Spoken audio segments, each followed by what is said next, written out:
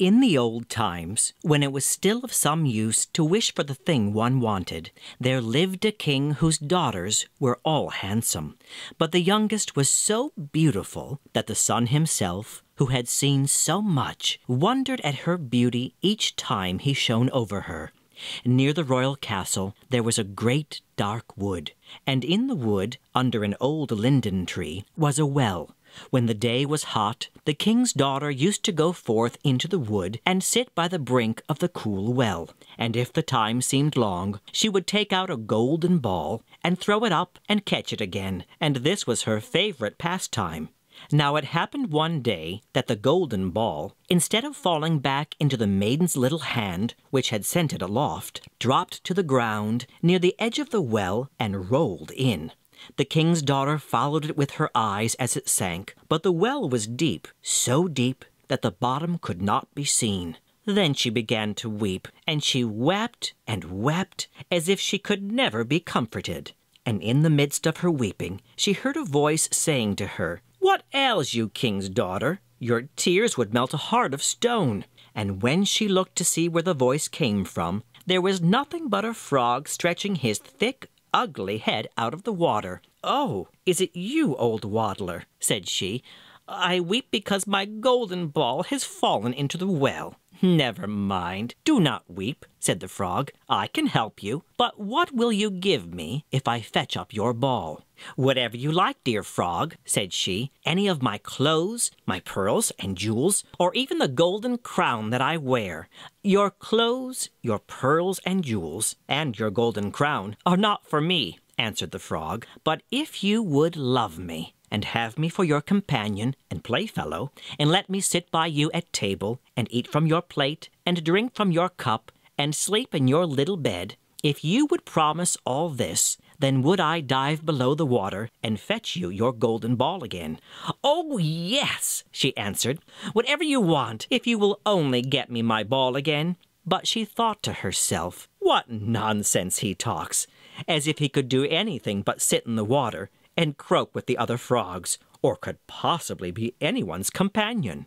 But the frog, as soon as he heard her promise, drew his head under the water and sank down out of sight. But after a while he came to the surface again with the ball in his mouth, and he threw it on the grass.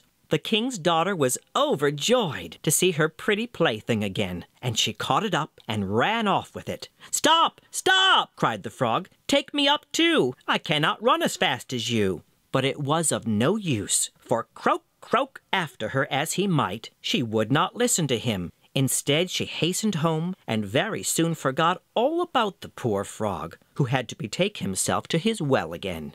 The next day, when the king's daughter was sitting at the table with the king and all the court, and was eating from her golden plate, there came something pitter-patter up the marble stairs, and then there came a knocking at the door, and a voice crying, "King's youngest daughter, let me in." And she got up and ran to see who it could be. But when she opened the door, there was a frog sitting outside. Then she shut the door hastily and went back to her seat, feeling very uneasy. The king noticed how quickly her heart was beating and said, "My child, what are you afraid of? Is there a giant standing at the door ready to carry you away?" "Oh, no," answered she, "no giant, but a horrid frog."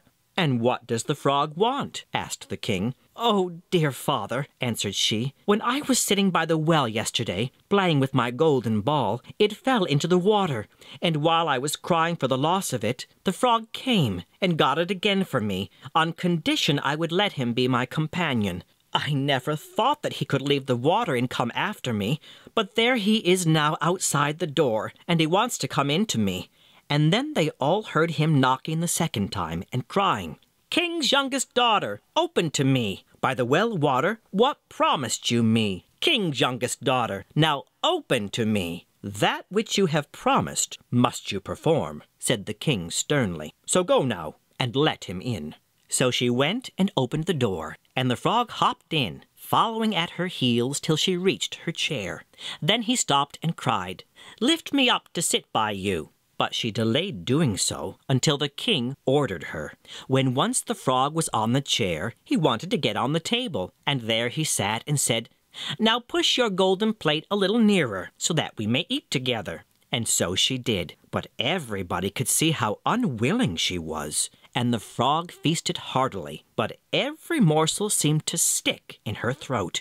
"I have had enough now," said the frog at last, "and as I am tired, you must carry me to your room, and make ready your silken bed, and we will lie down and go to sleep." Then the king's daughter began to weep, and was afraid of the cold frog, whom nothing would satisfy but he must sleep in her pretty clean bed.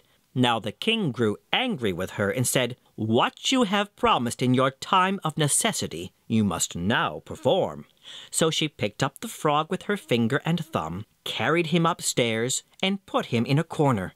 And when she had lain down to sleep, he came creeping up, saying, "I am tired, and want sleep as much as you. Take me up, or I will tell your father."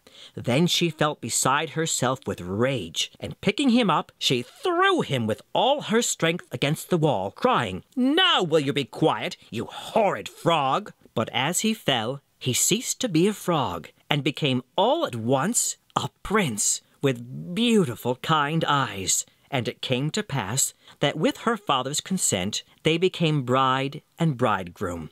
And he told her how a wicked witch had bound him by her spells, and how no one but she alone could have released him, and that they two would go together to his father's kingdom. And there came to the door a carriage drawn by 8 white horses, with white plumes on their heads, and with golden harness. And behind the carriage, faithful Henry, the servant of the young prince, was standing. Now faithful Henry had suffered such care and pain when his master was turned into a frog, that he had been obliged to wear 3 iron bands over his heart, to keep it from breaking with trouble and anxiety. When the carriage started to take the prince to his kingdom, and faithful Henry had helped them both in, he got up behind, and was full of joy at his master's deliverance. And when they had gone a part of the way, the prince heard a sound at the back of the carriage, as if something had broken, and he turned round and cried, "Henry, the wheel must be breaking." But Henry answered, "The wheel does not break. 'Tis the band round my heart, that to lessen its ache, when I grieved for your sake, I bound round my heart." Again, and yet once again, there was the same sound, and the prince thought it must be the wheel breaking. But it was the breaking of the other bands from faithful Henry's heart, because it was now so relieved and happy.